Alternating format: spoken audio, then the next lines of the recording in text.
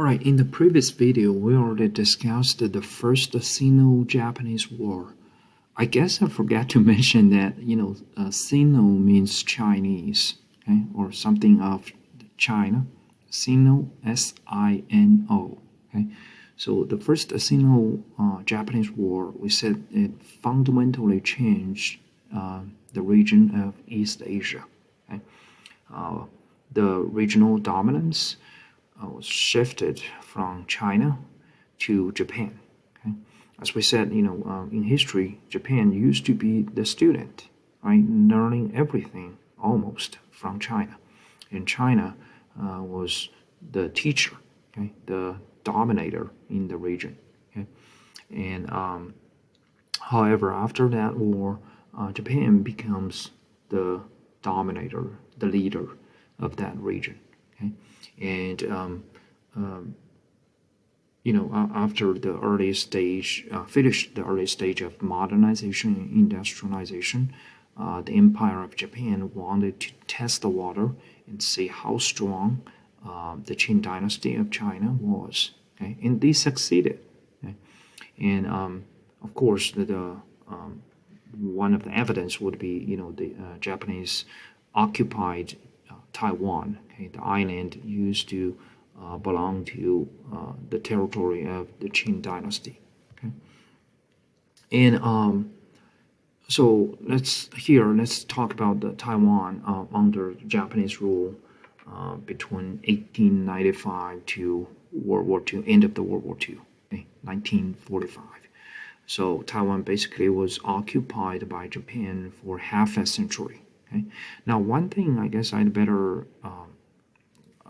clarify at the beginning of this video is here we're going to talk about the Japanese invasion to Taiwan, South Korea, and even many other East and Southeast Asian economies. And these invasion caused a lot of people died. Okay, tens of millions of people died, and their economies suffered a lot. Okay, so we're not, in any way trying to praise or kind of saying anything good about these military invasions. However, we're just going to focus upon the economic influence of the expansion of the Empire of Japan. Okay. All right. So when Japanese occupied Taiwan, then they realized that the island is still much underdeveloped. Okay. So the Japanese started with the agricultural sector. Okay. And what they did is the first thing is they spent a lot of the fiscal and the personnel resources to do the measurement of land, and their goal is to collect the land tax. Okay, so on the basis of how big your land is and what is the use, okay, the primary use of the land, right?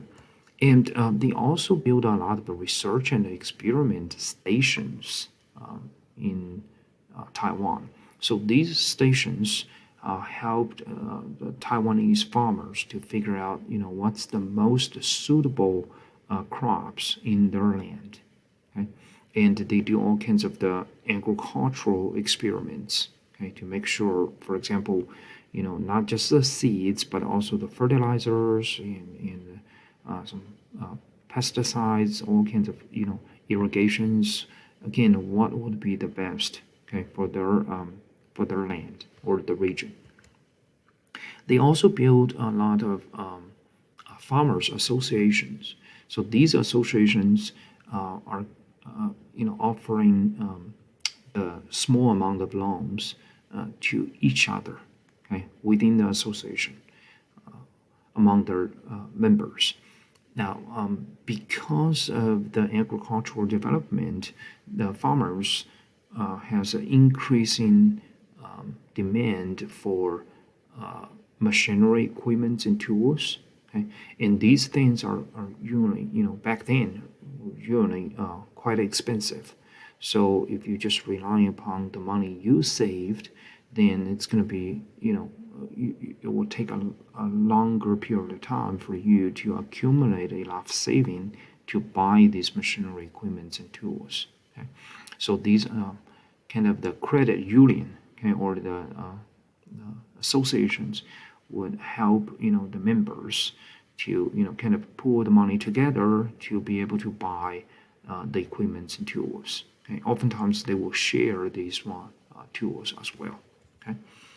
And as you could imagine, these are quite important for the modernization of the agricultural sector, okay, for Taiwan. Now, upon this moment, I hope you already recalled, what we discussed about Japan during its major restoration. Okay? You already found a lot of similarities. So basically, that what they did was just to copy what Japanese people did at the early stage of major restoration. Right? They also did the land tax. Remember when we talk about political development, right? And we said the land tax is earned income, okay, which gives the government a stronger incentive to be more developmental, right? So if you want to maximize your tax revenue, you have to help the farmers to achieve a higher level of output in the first place, right? And for South Korea, okay, they did pretty much the same thing, okay? Land survey, land tax, research and experiment stations, and they also built a lot of the farmers associations, okay?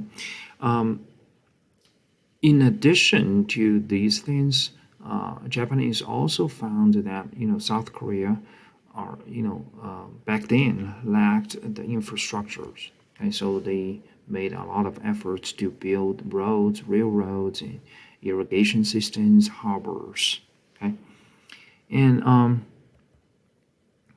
they also built the Agricultural Technology Bureau in each province of Korea. Okay, again, help them adapt the new technologies in their agricultural production. Okay? Now, because of these, we want you guys to think about the economic purpose of Japan. Okay? Why they did all of these. Okay? Especially based upon the theory we learned in Chapter 1, advanced by Adam Smith. Okay, what's the goal the Japanese set for themselves?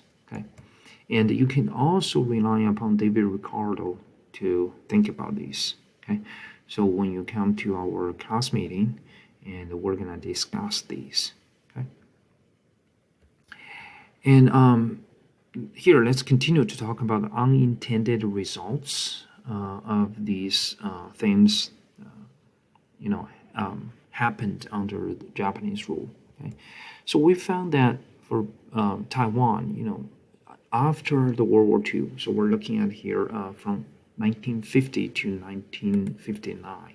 Okay, the agricultural output grew 4.7%. Remember here we're talking about the agricultural sector, not the manufacturing sector. So 4.7% is a very impressive growth pace. Okay, and we found a similar thing in Korea.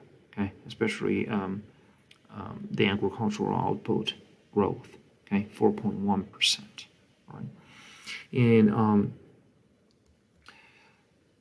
so after that, especially for the Empire of Japan, they were not satisfied with these. Okay, they found that there was actually an explosion of the national pride. Okay, so it looks like Japan could be as strong as the United States or Great Britain, right? They could have the colonies, okay, outside of the Japan's territory, and they definitely want more. Okay, they have a bigger appetite So here, this figure shows you, in different historical periods, these territories of China and Southeast Asian economies occupied by Japan, okay, because of its military movement. Okay? And as we already said, that it caused a lot of problems for many people, okay, in this region. Um, but economically, we do find some positive effects here. Okay, so this picture shows you a steel works or factory in early 1940s. Okay, in Manchukuo, um, and that's the southeast corner of China, okay, of the Qing Dynasty, okay, and which was occupied by Japan in early 1930s. Okay? And this steel production of this factory or in that region, I'm sorry, actually exceeded Japan's in late 1930s. Okay? They produced even more than what was produced in the territory of Japan. Okay? And they also built a lot of railroads again in these regions they occupied.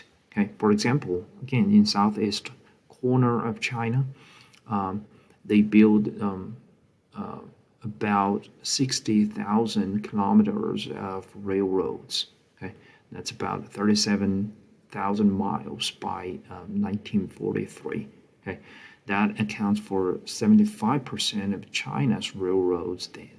Okay, and what's on the picture here is called the Asia Express. Okay, it can run like 83 miles per hour, okay, which is one of the fastest back then. Okay, and they also built the Asia's largest dam. Okay, in southeast corner of China, and it's called Fengman Dam. It's the biggest hydroelectric plant in Asia. Okay? Again, all of these together told us that there was economic development, okay, or the early stage of industrialization and modernization, okay, under the Japanese rule, all right? And what also happened in Taiwan and South Korea uh, under the Japanese rule was they invest heavily in education and agriculture. Agriculture, we already talked about that, right? Education, again, if you remember, we discussed that when we talked about the Meiji Restoration in Japan. Okay, so they did the same thing. Okay, they also conducted the compulsory education, okay, for the primary schools and later the secondary schools. Okay? And so after the World War II, okay, when Japanese influence was significantly reduced, okay, when Taiwan and South Korea started its own economic takeoff, and they found that these are quite important. Okay, they have a well-educated labor force, and they have a relatively productive agricultural sector. Okay, again, both are quite important for its economic and political development. Okay, based upon what we already discussed back in chapter 2 when we talk about Meiji Restoration. Okay, so again, we believe this is at least partially due to the legacy of their colonial history. Okay, all right, and so here we already talked about their colonial experience and their investment on education and agriculture. In the next video, we're gonna start talking about the managed trade and exchange rate policies. Okay, because both Taiwan and South Korea are very kind of the export-oriented industry. Export-oriented economies.